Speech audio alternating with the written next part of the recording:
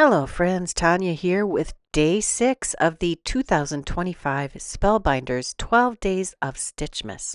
Let's see what door number 6 holds. I love these scenes. It looks very much like the kind of places that I would want to be. Day 6, we have this cute little, well, I suppose it's supposed to be a polar bear, but could be a brown bear, a black bear, a panda bear. It could be any kind of bear you wanted to make it. There's just a few fun pieces for this bear. We're going to do the stitching for the scarf, and it's just very simple.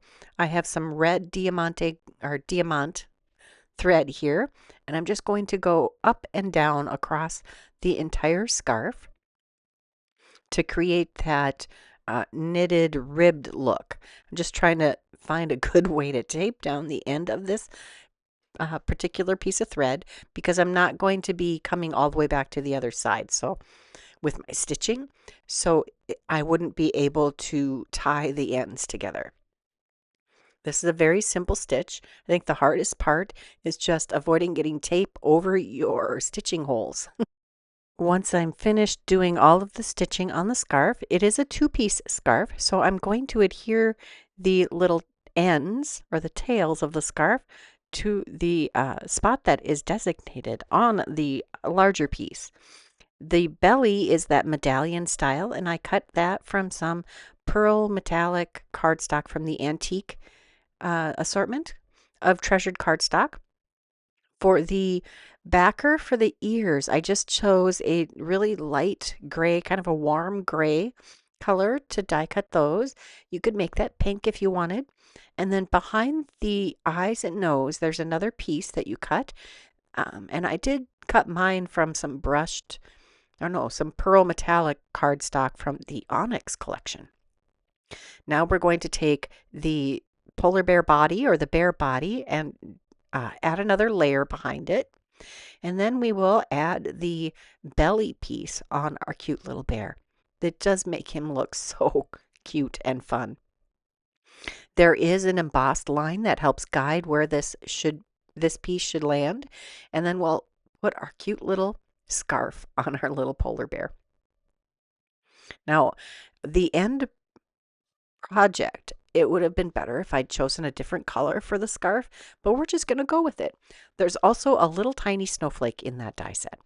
Next, we're going to do some ink blending using that holiday DIY color deck as inspiration. And I've got some Altenew Fresh dye inks here. And I've got Warm Sunshine here. And then we also have Amethyst for a purple. Now these, it looks a little scary at first, but I promise it's going to look good in the end.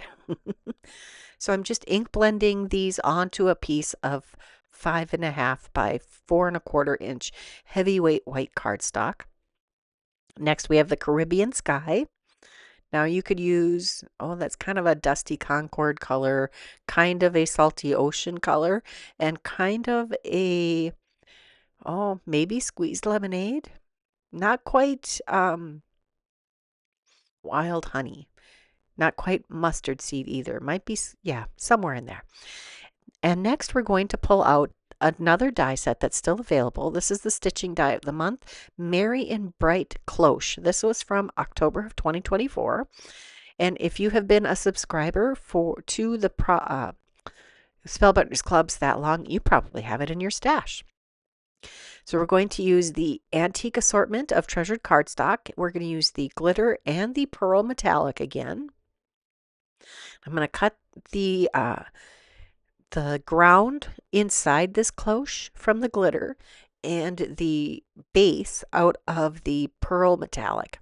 Now I did do the drop in sentiment because there's 2 sentiments in this die set that you can use here, and it says sending cheer, but it's kind of hard to read on the glitter paper. Now there is stitching to be done on the base. You wouldn't have to. It looks very lacy if with or without the stitching. I did decide to do the stitching. And I did cut an extra white backer for this so that the snowflakes and stars would show through white. And I'm just adding some dots of glue behind this element to add to that solid backer piece. This is going to make a very nice solid piece. Now I did decide to make a shaped card with this, but you could absolutely create a tag or an ornament using this very same design. Now we're going to adhere the stitched details to the bottom of our cloche. And you do need to give that a little time to let that glue set. Now I'm trying to really get that sentiment to stand out. So I'm sanding off some of the backer. It didn't really help. So if you were to recreate this, I maybe wouldn't use glitter cardstock on this particular part. Or don't put the drop-in sentiment here. Don't worry, we'll fix it. Next, I'm going to add our cute little polar bear. And I'm going to have him just stand on the glitter background, and he fits in there just so nicely. Then I'm going to take a sentiment from the Comfort and Joy Sentiments Glimmer set. I have a bunch of these already glimmered. They don't actually sell, this one isn't available anymore. Mistletoe Greetings is, and it's got that curvy, the same curvy type of sentiments, and has a few of some very similar sentiments. So if you wanted to do this same style, you could absolutely get the Mistletoe Greetings, or maybe you have the Comfort and Joy ones. They are fun. I like these curved banners. Now there is a right way and a wrong way with these curved banners, and I wanted to put a couple extra layers behind the sentiment here. So I had a couple spares that were die cut and in my little handy dandy quick and easy sentiment sorter. And I'm going to add this cute little snowflake below the sentiment on the base of the cloche. Just going to add a little pressure there until it sets. And then we're going to take a Color Essential gem from the Crystal Mix and add that to the center of our snowflake.